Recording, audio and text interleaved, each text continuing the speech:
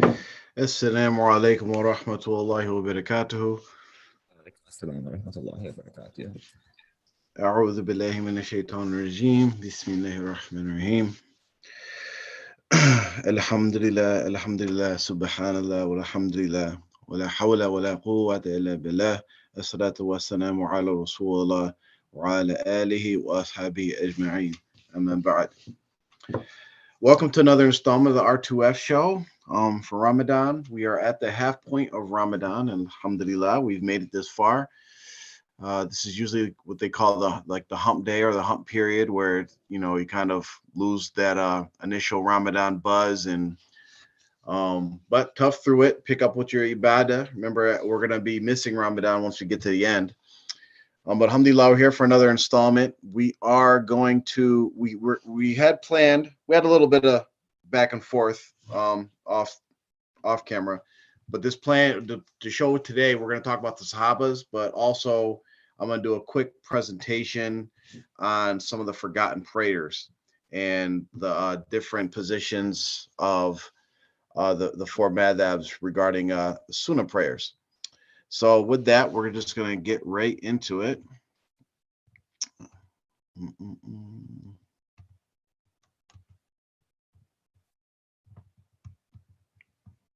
Okay, what's going on here? Here we go. Okay. So Ramadan is a time to really try our best to pick up our ibadah, to pick up some of the prayers that we might not know about, or that we have known about that we kind of let slip to the side. So this is going to be a brief presentation on some of those prayers, and inshallah, it'll motivate some of us to, if we're not doing them already, to start doing one, two, three of them, and just give us some more information regarding these prayers. So just to give you my sources for some of the stuff that I was researching, there's a book called Fiqh According to the Four Madhahib, or Fiqh al-Ala al-Madhahib al-Arba'a. This by Sheikh Abdul Rahman al-Jazari. There's lots of works where the scholars compare the different opinions of the four imams, and this is one of them. The first volume relating to prayer has been translated, so that's the one I used. Ascent to Felicity, which is by Imam Shurun Bulali, who's a well-known Hanafi jurist. Mishkat al-Masabi by Imam al-Tabrizi, and A Summary of Islam Jurisprudence by Dr. Salih al-Fawzan. So, just a reminder that when we revive a sunnah, if you read that words of hadith, there's a lot of blessings involved with reviving a sunnah.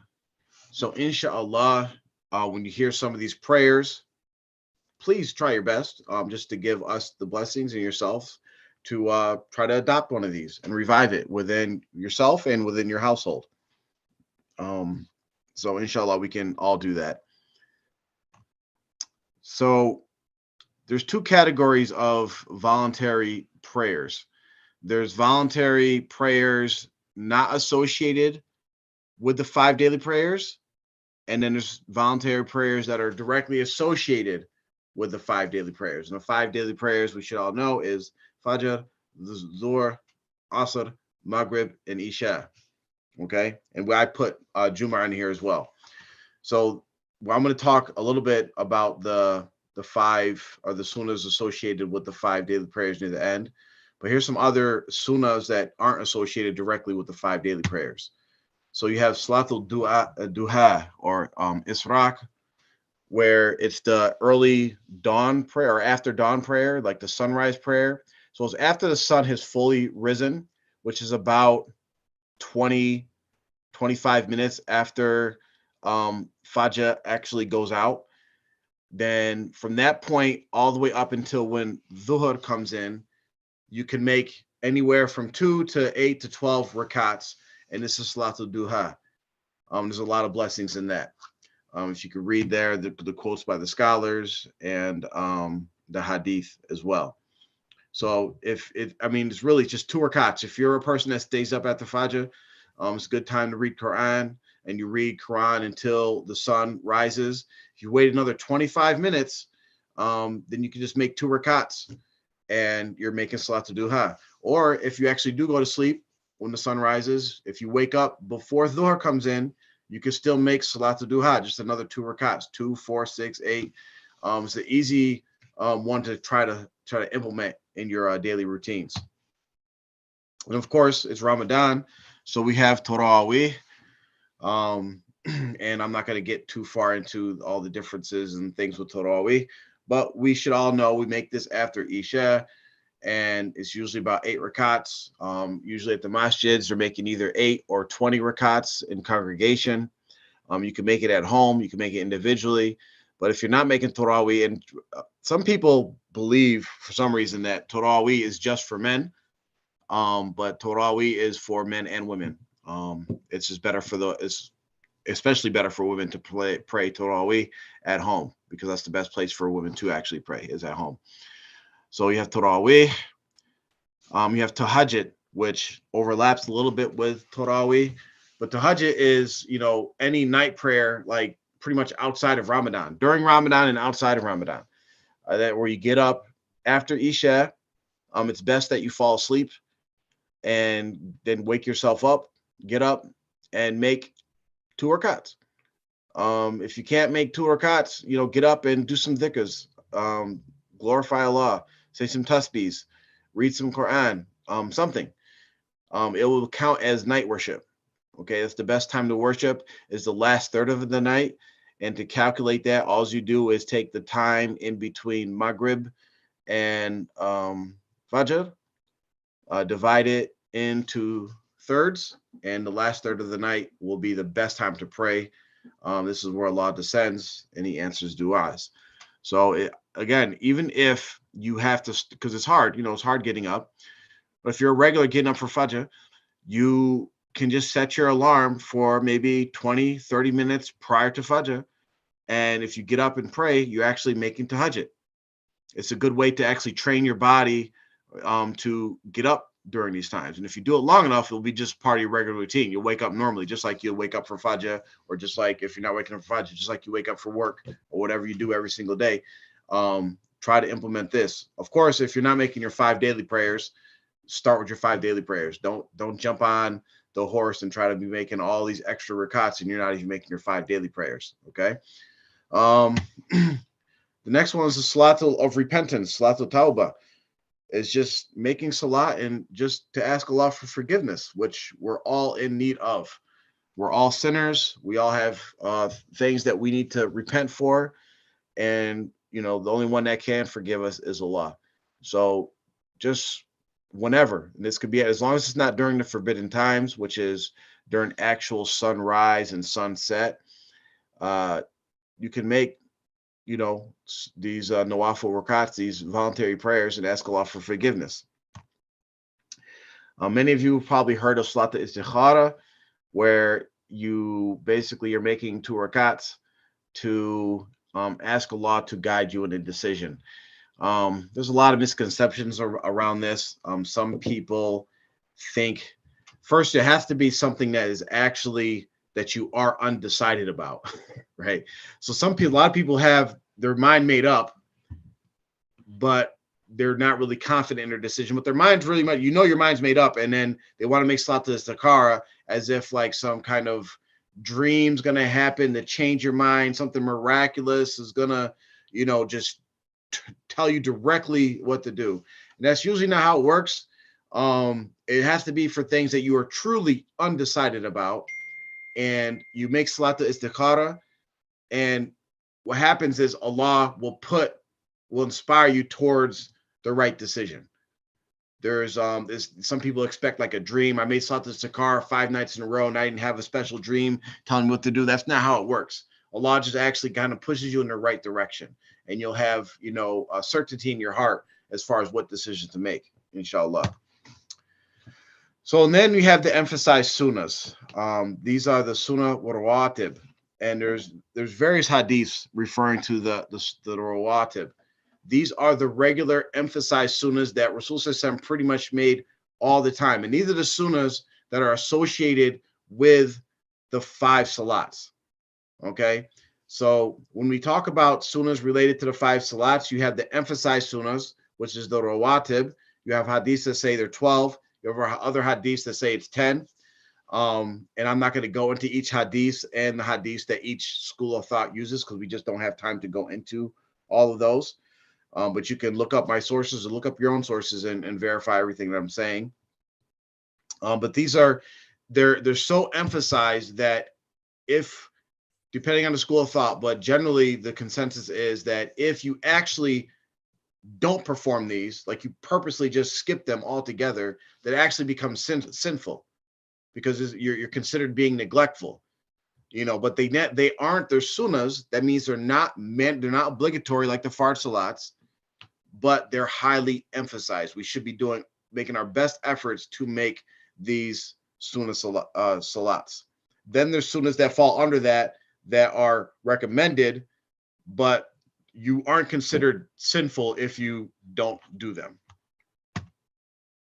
And I think it's important to actually make that distinction, because, like, for instance, if you have kids and you're teaching your kids salat, I think it's very important that kids know the difference between fard, which is obligatory, you have to make that, then the difference between the recommended sunnahs, which is you can or can't, it's your decision, and the ones that are highly emphasized, like you don't have to, but you really, really should try to make these sunnahs, because it actually puts your worship, it gives another context to your worship, helps you focus on your worship, and you actually get more reward out of your worship. You know, for some of these salats, depending on what school of thought you follow, there's a lot of sunnahs, right? And especially like if a person's like having trouble even making salat period, and then you look at like, oh, I gotta make dhuhr, and there's like 16 rakats I gotta make. If a person knows like, well, I don't have to make these ones, I can just make the fard and get myself going with the fard, it actually helps them get back on track because it's not a mounting task. Because if you think about it, the bare minimum that a Muslim should be making is 2 rakats for Fajr, which would take like what, 5 minutes, 4 rakats for Dhuhr and Asr, which we'll just double it, 10 minutes each, and then 3 rakats for Maghrib, we'll say 7 minutes, and then 4 rakats for Isha. So you're talking about spending less than 45 minutes in your day to pray to Allah at the bare minimum. And I probably even exaggerated those times. People probably praying a lot faster than that. So just keep that in mind. So first we're going to cover Hanafi. And according to Hanafi, the emphasized or rawatib are 10 rakat. That's the 2 rakats before Fajr, 4 rakats before Dhuhr, and 2 after, except on Fridays.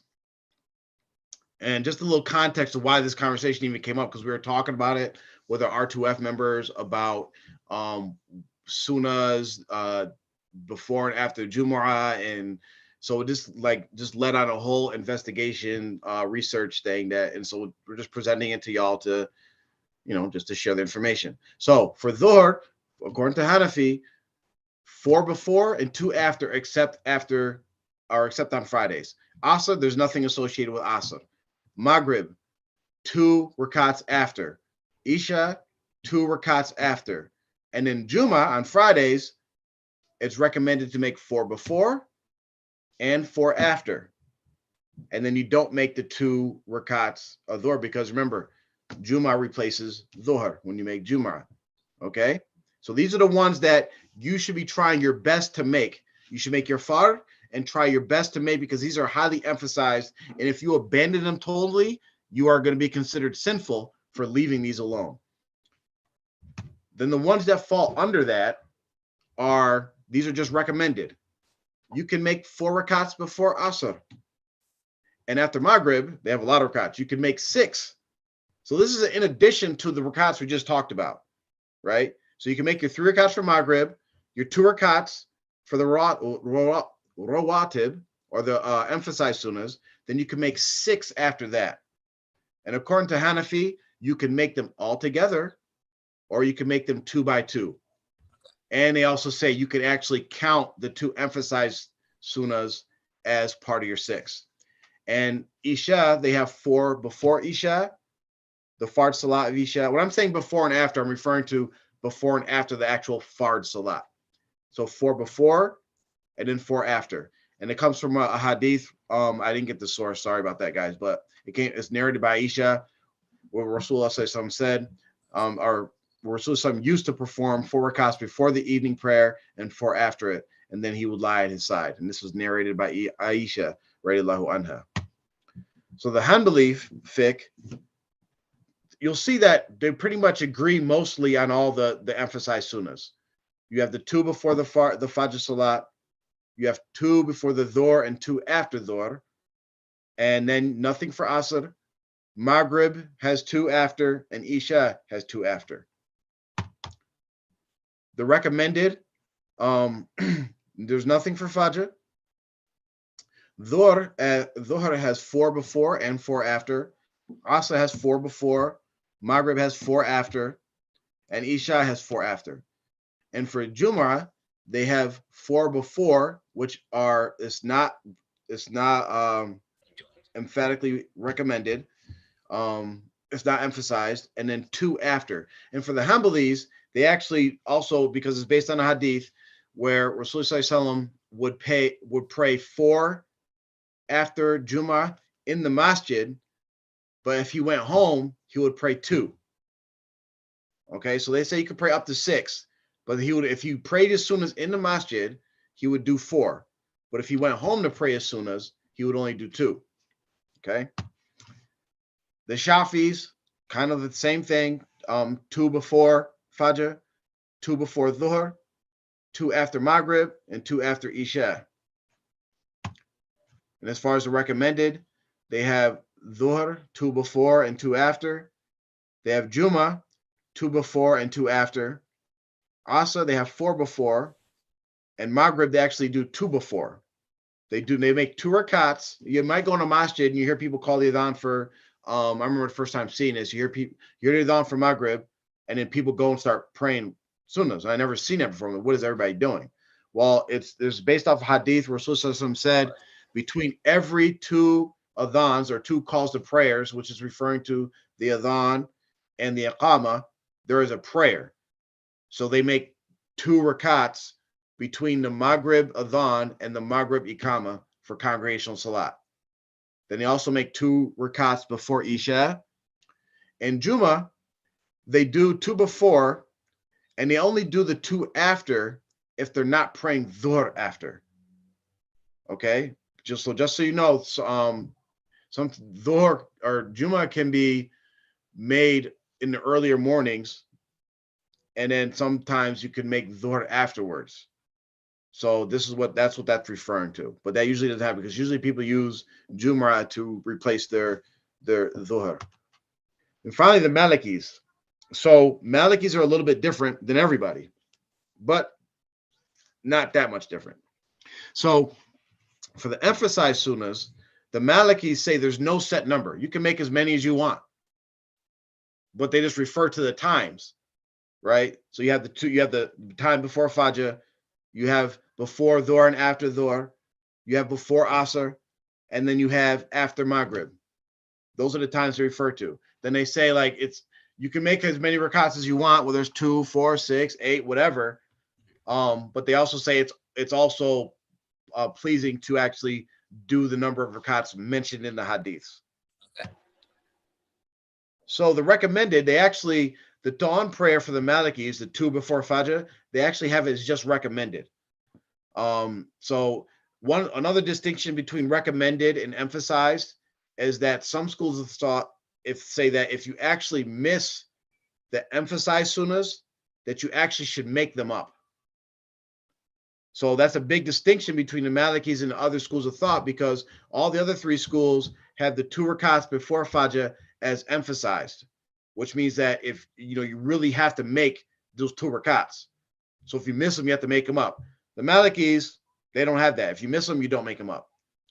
And they actually say the 2 rakats before Maghrib is undesirable because there's such a short period between the adhan of Maghrib and when you actually start making Maghrib.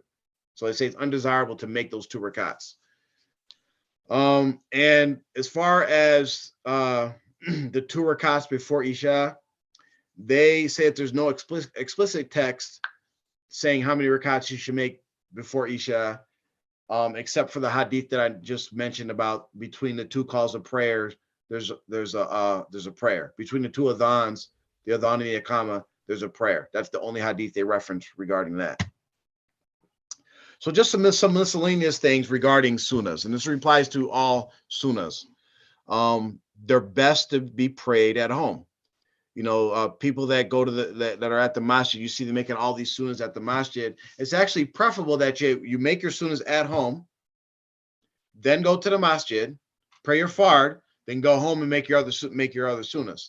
Of course, sometimes depending what time of year it is, depending how far you got to travel to the masjid, it might be best to make them at the masjid because you might miss the time.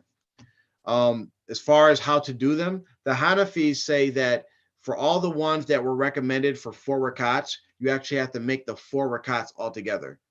Whereas like the Malikis and the other schools say that you can make them 2 by 2. The Malikis say that you actually should make them all 2 by 2, and they refer to the hadith where Rasul talks about the night prayer where he prayed 2 by 2. So use that for all sunnahs. It's best to you should separate your salats. So the sources I looked at, they commonly reference using the time period that it takes to say Allahumma anta salam wa minka salam tabarakta rabbana wa ta'ala yada jalali wal ikram. That dua, you should take at least that much time between your salats, especially between your sunnahs and your fard, right? Because you don't want to make it look like you're combining all these salats together. Let's see. That's just a hadith. Between every 2 calls to prayer is a prayer. Between every 2 calls to prayer is a prayer. Then on the 3rd time, the Prophet ﷺ said, for whoever wishes. And this is in Bukhari and in Muslim. So on Juma, right? So this is what we have for Juma.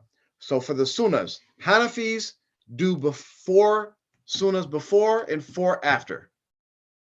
Hanbalis do 4 before and 4 after. So Hanbalis and Hanafis are the same. Shafis do 2 before and 2 after. And as we mentioned, the Malikis, they say it's not restricted to any number. You can make as many or as little as you want. Now, one thing I wanted to touch on, and this came up in our discussions, is that camera's frozen. Okay. Well, one thing that came up in our discussions is about this whole thing about Juma, right? And what the number of rakats people that claim to be Hanafis make, and some Hanafis claim that you have to make your fard, you have to make dhuhr and combine it with your Juma because the Juma is not accepted, and it comes from this idea does come from someplace. But I just wanted to bring some things up. And specifically, it puts some things in context relating to cult groups that actually bar people from their places of worship. I'm not going to call them masjids because a masjid is open to the public. So I'm going to call them just musallas, places that they worship. So for Juma, there's 2 categories. There's things that make it necessary for an individual to actually go to Juma, right? So if you don't meet these requirements, you actually don't have to go to Juma. So the first requirement is that you actually live in a city. This is according to the Hanafi opinion. Okay, this is what I'm about to say now is all according to Hanafi opinion. So if you're a person that's like you have to strictly follow Hanafi, these apply to you. So you have to live in a city. Then Juma becomes incumbent on you. If you don't live in a city, you live in a village, you actually don't have to go to Juma. So how the madhabs, how all the scholars in each madhab defined a city actually is a very kind of a simple way, right? You take the biggest masjid in that locality and all the people that live in that locality, if all the worshipers, the men worshipers that are required to go to Juma, if they can't fit in that masjid, then that is considered a city. I'm going to repeat that. If you have a masjid in a locality and all the men that are required to go to Jumu'ah, if they all came, they would not be able to fit in that masjid, then that classifies it as a city. So if you look at some of, I hate to bring it up, but you look at some of the villages in the ex-cult group that a lot of us are familiar with, if they have a bigger masjid, like for instance in New York, they have a big masjid, but nobody lives on their properties. So if you took all the men from all the people that live in those properties and put them in the masjid, they would be able to easily fit. That means Jumu'ah is not actually incumbent upon them or mandatory for them. And the next category, there's other categories, but these are the ones I pointed out, is that you have to be a free man. And according to the sheikh, and some people who believe this, that American Muslims are actually not free. They're actually still slaves, right? So if you're considered yourself a slave, or your sheikh or imam or imama thinks that you're actually a slave or considered a slave, Jumu'ah is not incumbent on you. It's not necessary for go to Jumu'ah. But what's really interesting is the points related to validity, because necessity is one thing. Even though it's not incumbent upon you, you can still go to Jumu'ah if you want to. But validity is a big thing, because if you don't meet these points, it doesn't matter about anything else. Your Jumu'ah is actually not valid. Your Jumu'ah Salat is not valid, according to the majority opinions of the Hanafi scholars. And I'm going to bring out a good point about this related to people that have the opinion that you have to strictly follow a specific madhab. And this, according to those like people that say you have to follow the Hanafi madhab, because you'll see in a second. So validity. One of the conditions for your Jumu'ah Salat to be valid is that general permission for Muslims to join the congregation.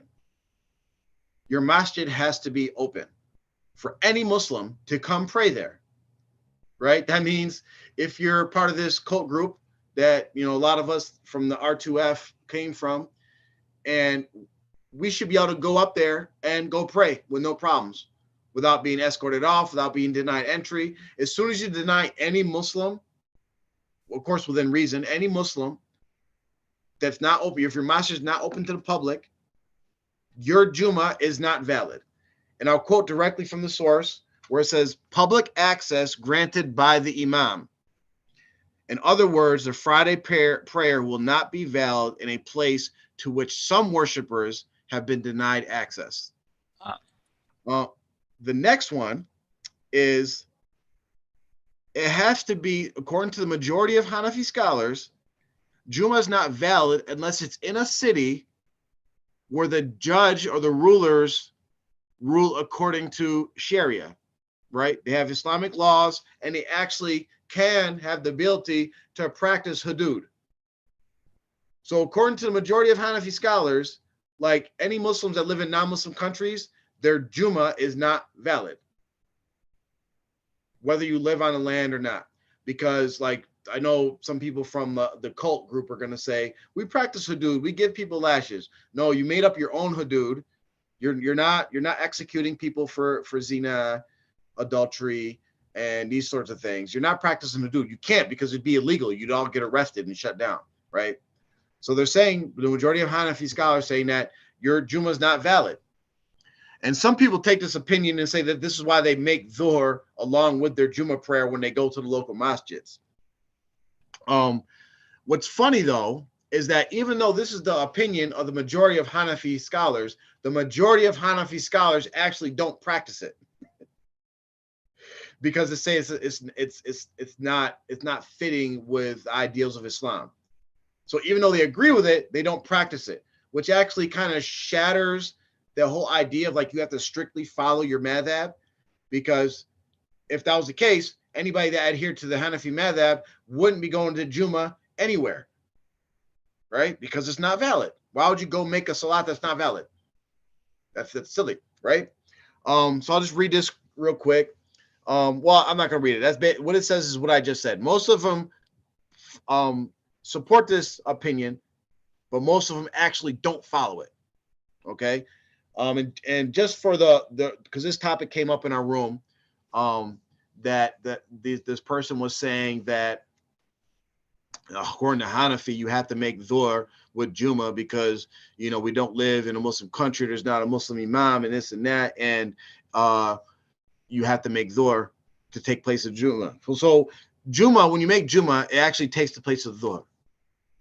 If you're making Juma, you can't make Juma with the congregation with like, oh, this is going to be invalid. That doesn't make any sense.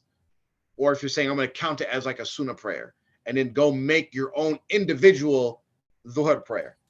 When you're actually in the masjid, like all the Hanafi guys should just get together and then make their dhuhr prayer together because it'd be incumbent upon them to make congregational salat together. It just doesn't make any sense. Yeah. So here's just a little chart just to show you a quick comparison of what we just talked about.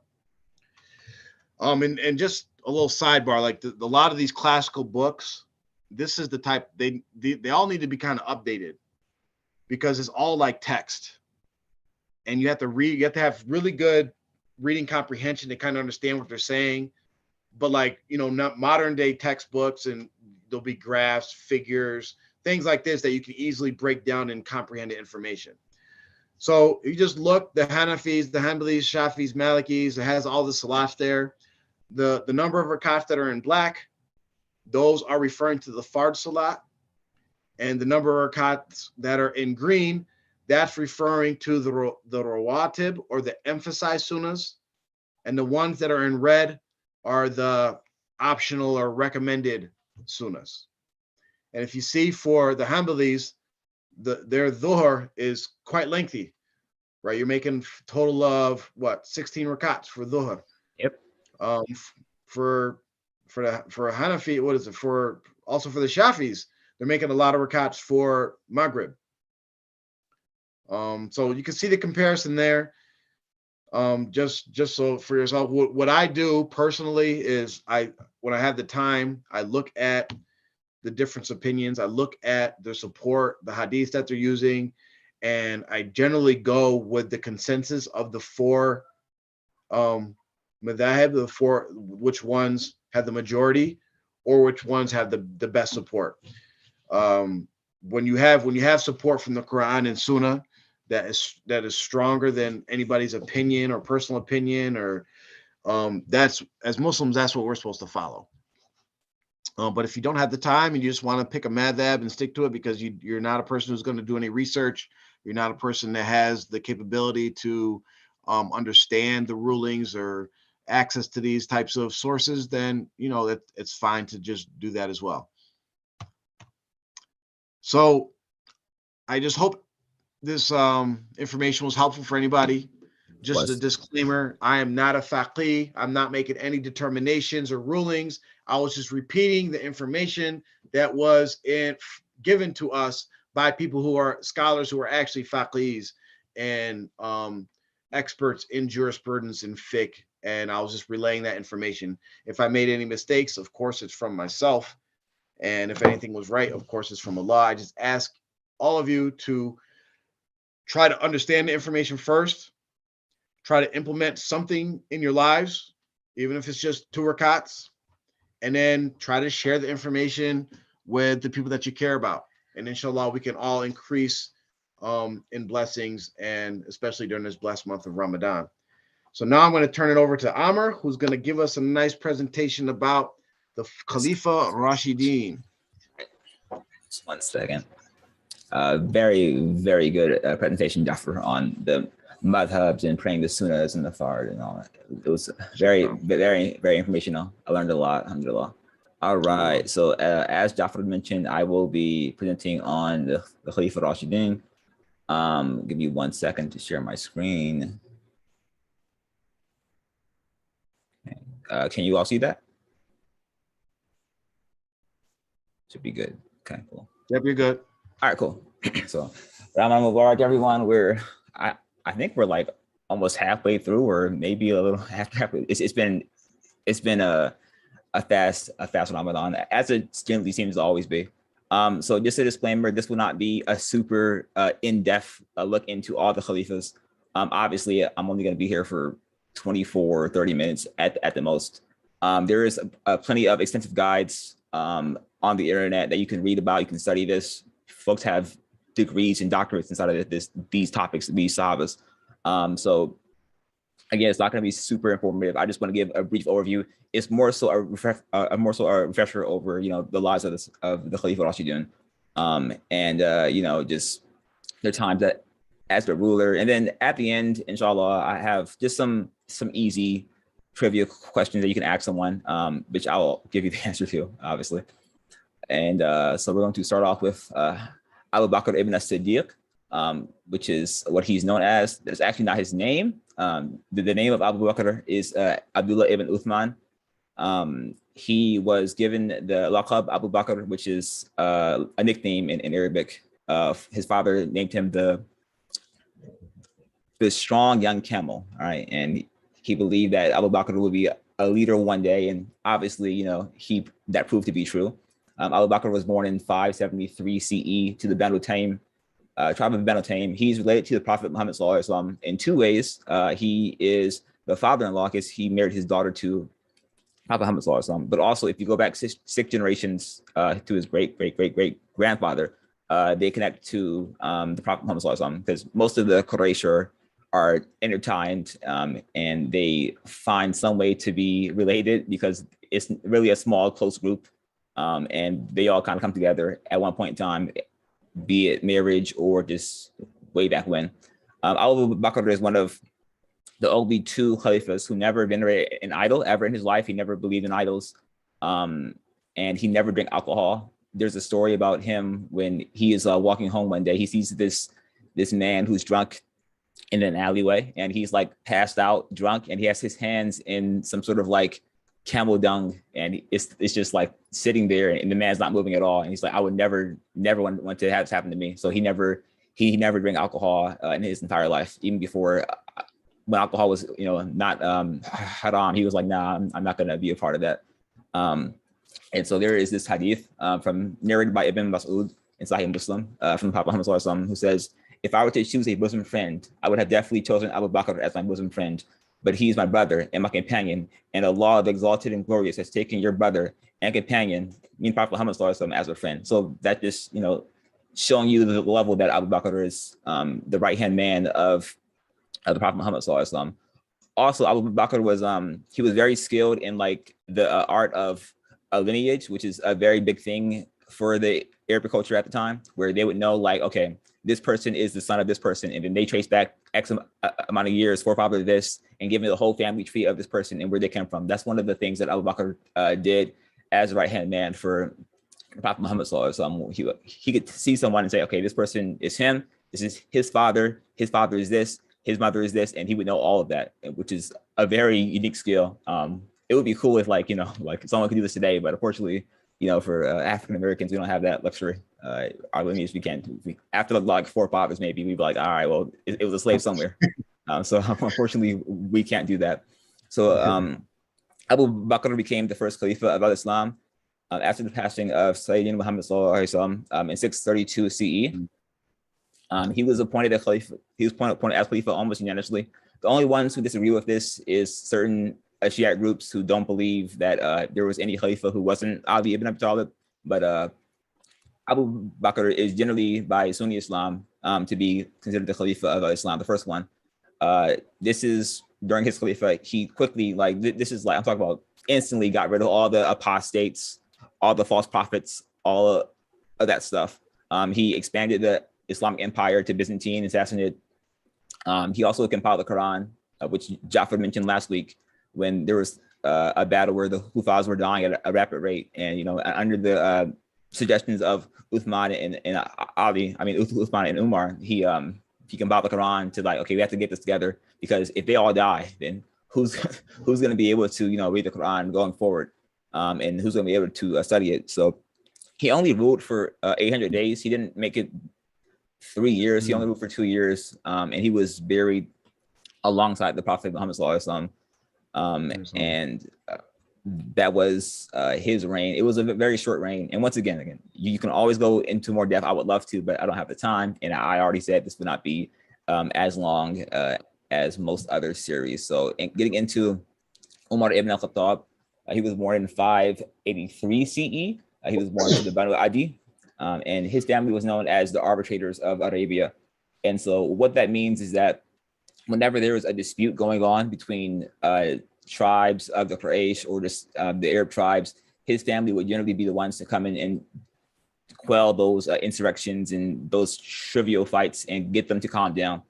And at one point in time in his early life, he was like made to be really staunch in his beliefs, right? So when the Prophet Muhammad started preaching about Islam, right? Not Abu Bakr, Umar is always about, I will always defend my belief, right? And we see this when he becomes Muslim too. So he's very staunch in his belief, and it gets to the point where he's even ready to go and commit like serious like acts against folks who are discrediting his beliefs. And so at one point, as the story goes, which everyone knows this story, right? So he's on his way to speak to the Prophet Muhammad about him preaching this Islam and stuff that he's just not familiar with. And on his way there, someone tells him, hey, you're going to go talk to Muhammad, but your sister has actually converted to Islam. And so he's outraged. He goes to his sister's house, slaps his husband, like, how dare you? And she's like, just, calm down. She starts reading the Quran to him. And he's like, okay, what's this? And he takes his time to, make a proper wudu. And he listens to the Quran. He starts reading it. And as time goes on, he actually becomes a Muslim, right? And this is something that the Prophet Muhammad prayed to Allah about, right? So I have a hadith here, precursor. So Ibn Umar reported that the Messenger of Allah said, "O Allah, strengthen Islam with one of two men whom you love more, Abu Jahl or Umar ibn al-Khattab." And obviously Umar ibn al-Khattab became the one to become Muslim. This is sources Sunnah at-Tirmidhi. So this is authentic. You don't have to worry about it being fabricated.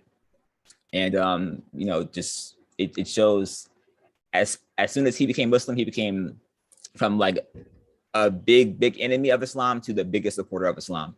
And obviously with him becoming the second Khalifa, it shows how fast he rose in Islam and how important his role was and how fierce he was. There's stories about like if he was walking on one street, the devil himself would go to the other street and leave him alone.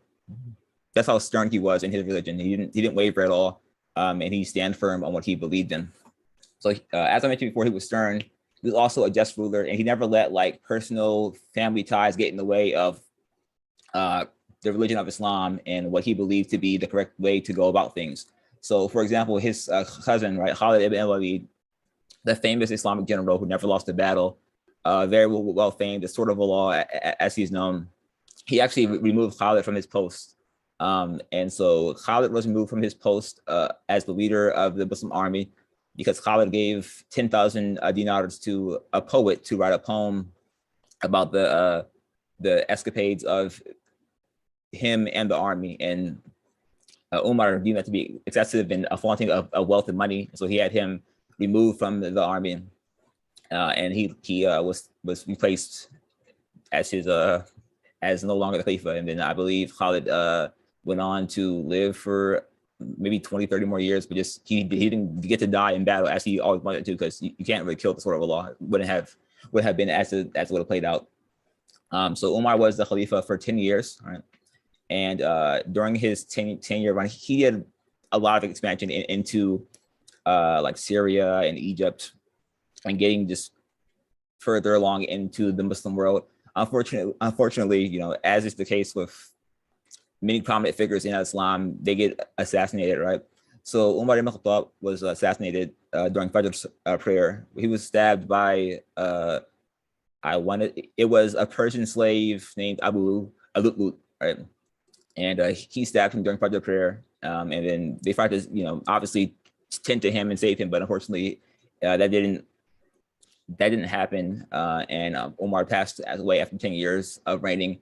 And this really like shows after the death of Umar, the floodgates for all the like weird stuff that transpires after really happened because Umar was like holding the door closed for all the things that happened to Uthman and Ali and the family of Ahlul Bayt and the Muslim world as a whole, as we see going forward. So Uthman ibn Affan, he succeeds Umar ibn Khattab and Abu Bakr, right? There was a Shura council. It was about 6 members, and they were deciding who would be the Khalifa after Umar. It would either be Ali ibn Abi Talib or Uthman ibn Affan, and Abdurrahman ibn Auf was the last person to decide between the two. And they had agreed, both sides, like, hey, whoever wins the Khalifa, then we'll publicly take bay'at to this person. And so Uthman ended up, it was like a split decision between Uthman and Ali. So Uthman ended up becoming the Khalifa. And Uthman ibn Affan is known as the possessor of 2 lights, another name he's known by. So he was born in 576 CE to the Banu Umayyah. The Banu Umayyah is one of the more important groups of the Quraysh that you should all know, because the Banu Umayyah become the Umayyad dynasty after the 4 Khalifas, and they also, like, there is some things that obviously everyone could always do better, but they did help grow Islam even further along during their reign as the Umayyad dynasty, and helping just the overall cause. But once again, we don't really get into, Sunni Islam doesn't really get into bashing Sahabas or Muslims at the time, because we're so far removed from them, and they were in all cases much better Muslims than a lot of us are. So it's, I'm trying not to bash them. So Uthman ibn Affan, right, just like Abu Bakr ibn Siddiq, right, he never drank alcohol, never venerated an idol, right, and he was known to be an excellent merchant. So this is going to be a major thing for Uthman, is him being an excellent merchant and having business acumen, right. This helps fund Islam in the early going, and it gets a lot of things that wouldn't have otherwise been possible because of his business acumen and his funds to be able to fund Islam. Also, there's reports that Uthman ibn Affan was the 4th person to embrace Islam. They say 4th, it could be 5th. It goes Khadija, some say Ali, and then Abu Bakr, and then after that it would be Zayd ibn Harith, and then Uthman ibn Affan would be the 4th or 5th person. I guess they say 4th man would be the 4th man to embrace Islam. Also, fun fact, Uthman was given his Shahada by Abu Bakr ibn Siddiq. So before his caliphate, right, Uthman was a tall, shy man. He was very shy. And there's reports saying that he never proposed a lady because he was so shy, right? He just would not ever propose to a lady. He was just too shy until he was about 32 years old, when the Prophet Muhammad offered him his daughter, Ruqayya, right? That is how he got married. He didn't actually ever ask anyone to marry them because he was just so shy. He was always humble and pious. And I would say he is the Sahaba and the Khalifa who's most associated with the Quran, because the Quran we have today was compiled by Uthman ibn Affan, and it's the way that it's ordered and structured, that is all the work of Uthman ibn Affan and the folks he chose to help him along the way. So the possessor of 2 lights, I mentioned this before. So he's called this because he is the only person to marry 2 daughters of the Prophet Muhammad SAW. And also he's one of the first people to immigrate to Abyssinia with Ruqayya at the time. Also, another fun fact, he didn't participate in Badr because he had to take care of Ruqayya, who was sick at the time. Unfortunately, she passed away. I want to say it was either a little bit after the Battle of Badr or a little bit before, but it's not totally clear, but she did pass away. So he wasn't able to attend Battle of Badr, but the Prophet Muhammad gave him a full reward as if he was a person who fought in the wars. And obviously I have here of the Quran, which I mentioned earlier. There's like reports saying that he once read the entire Quran in 1 rakat, like throughout the entire night. He stayed up in 1 rakat and read the entire Quran. So it yeah. So Abu Hurairah reported, the Messenger of Allah sallallahu alaihi wasallam said, modesty is part of faith, and the most modest of my nation is Uthman. Right? So he's referring to Uthman ibn Affan, the most modest of the Sahaba and the Khalifas. So Uthman actually ruled the longest, alhamdulillah. He ruled for 12 years. from 644 CE to 656 CE. So obviously I mentioned before him compiling the Quran, I already established that. He also established a new Sassanid style coin. It was a dinar, but it had inscribed Bismillah on that coin. And he had a very gentle approach and tried to get Islam from a more tribalistic thing to a more unionized, centralized government, which unfortunately did not win him any favors because he was also assassinated like his predecessor, Umar ibn al-Khattab. They laid siege to his house for 13 days, and they were begging him to come out of his house and they could try to kill him. And after the siege of 13 days, they were able to come in and stab him and, in the life of one of the greatest Sahaba and the third Khalifa Rashidun of Islam. And then we move on lastly to Ali ibn Abi Talib. So Ali ibn Abi Talib is the fourth Khalifa Rashidun of Islam. Once again, some groups have him as the only Khalifa of Islam, but we certainly believe that, he is the fourth. He was born in 600 CE. He's a Hashemite, the blood cousin of Prophet Muhammad. Again, most of the stuff you probably already know. It's not super in depth, but again, just a refresher always helps. He was obviously the first child to embrace Islam. He was a child when he did this. A fearless person in the early days of Islam. We know the story of the Quraysh are coming to kill the Prophet Muhammad, and they're coming to his house to kill him while he's sleeping. And obviously he knows this is going to happen. So Ali volunteers himself to be in the bed. And so when they come in ready to kill him and they take off the blanket, it's Ali. And everyone's like, what are you doing here? And that shows how brave he was for him to willingly know that the possibility of me dying here is possible because they're not coming to talk to him. They're coming to kill him. And I will take your place for him. So that it shows how righteous Ali was and how willing he was for the cause. And all of them really were for the cause of Islam. So Ali was undefeated in the pre-battles. So and in early Islam, when they would have wars or battles, they would call out someone, okay, I'm so-and-so from such and such clan. I want to challenge you to a fight. And this fight, if the opposing side won, it boosts morale for them. If our side won, it boosts morale for the Muslims. So Ali, in the Battle of Badr, he went out and fought the only Sahaba who fought at the Battle of Badr in the pre-fight one-on-ones was Ali. He attacked swiftly, cut off the dude's leg, and had him out of here. And then he marched back victorious and gave, obviously the courage and morale boost to the Muslims. He had a lot of just miraculous feats that is truly a blessing. Like when they're laying siege, and this is before, we have all this innovations now with the trebuchets and all this stuff that would come on later on in Islam. But at this point, they don't really have the siege equipment that's necessary. So Ali's able to lift, and some reports say it's an iron door. Others say it's a wooden door. Others say it's steel. But anyway, he's able to lift this giant door up, use it as a shield, and charge into this fortress, and then take control over the fortress. And when he put the door down, it took 10 Sahabas to have them lift it up and get them out of here. Also, he was a part of the first Mubahala of Islam. So a Mubahala is two parties come together. They have a disagreement or a dispute, and they come together and give, they put something on the line, right? So the first Mubahala in Islam was of the Najrani Christians. They came claiming that the Prophet Muhammad was not who he claimed to be. So they had a Mubahala, and they put their families on the line, or they're supposed to at least. The Prophet put, Ali and his wife and kids and Hassan, all the family on the line to show hey, listen, I'm serious about this. And obviously the Christians backed out because they're like, oh, if you're serious and you really are the prophet, then we're gonna be cursed because obviously the Prophet Muhammad would be the prophet.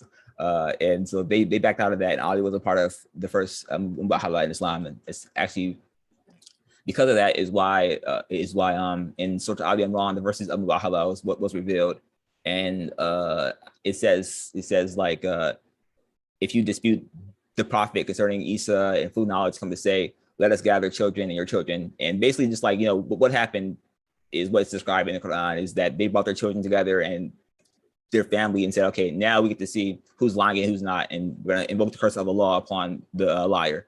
And so, yeah, that is the Khalifa of Ali.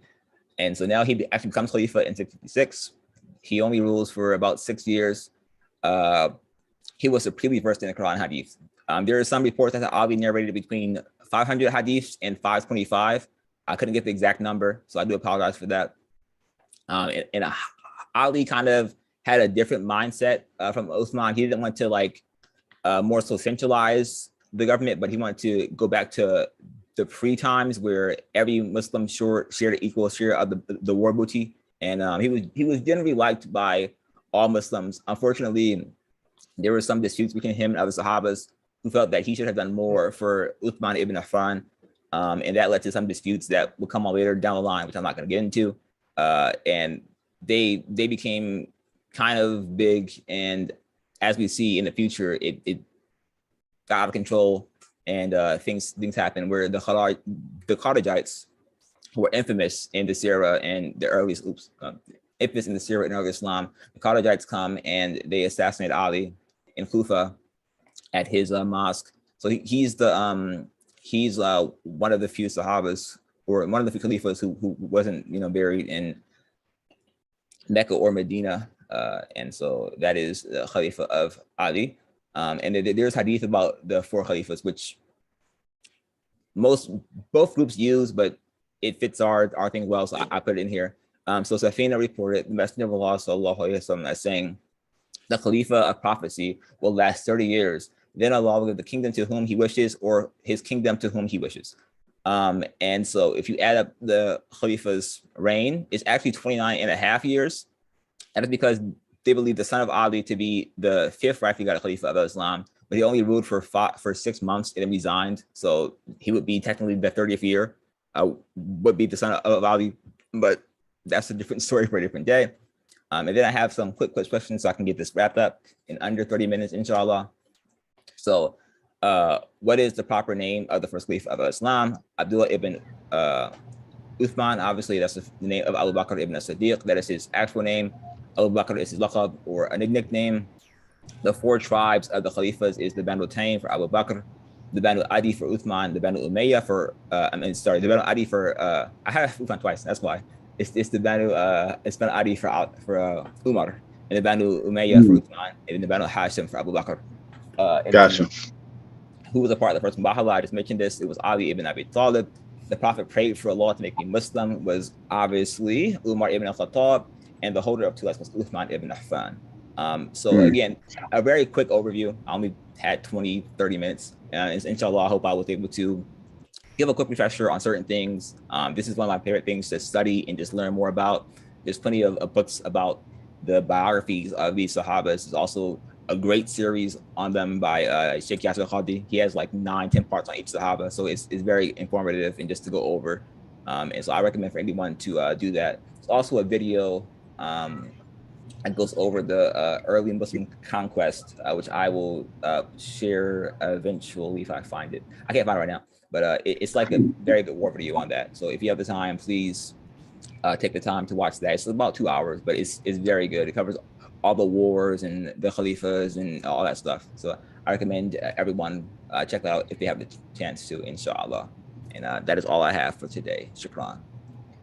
Alhamdulillah, shukran. That was very informative. And like I said, it's always it's motivating to look into the Sahaba's lives, just like looking into the Sirah. It's so many different motivating stories that happen and wealth of information. So before we sign out, I just wanted to get a little something off my chest, related to people interaction, especially interacting and looking to your leaders. And there's various types of people in the world, right? If you kind of put them into different classifications, and there's people that are selfish and there's people that are selfless. And if you look at it as there's people that they give because they give to get, right? They give to people because they want something back from them. They want something in return, right? which when you hear that, oh, this person's just giving me something because they want something payback. They want to get something back in return. It's not actually as selfish as other types of people. Like there's people that literally don't give at all and just get, and they just expect. And if you have this quality, as if you're looking at your leaders and they have this quality where they're just taking from you, they just expect respect. They expect your donations.